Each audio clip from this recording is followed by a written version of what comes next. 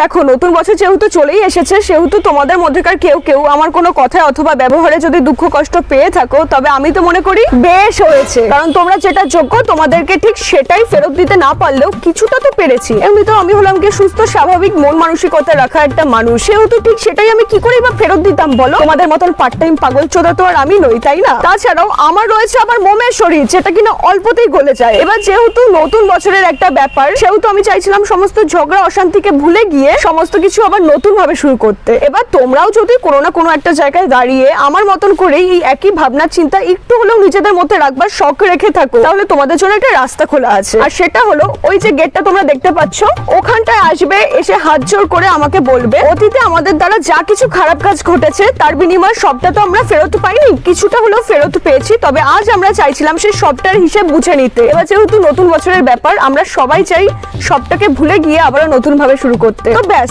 এইটুকু কথা তোমাদেরকে বলতে হবে। আর তোমরা যদি বলতে পারো না, তবে আমি নিজে কথা দিচ্ছি সমস্ত অতীত ভুলে গিয়ে আমি নিজে তোমাদের সাথে তালে তাল মিলিয়ে সবটা আবারও নতুন করে শুরু করতে বাধ্য হব। তো ব্যাস এটাই হলো গিয়ে ব্যাপার।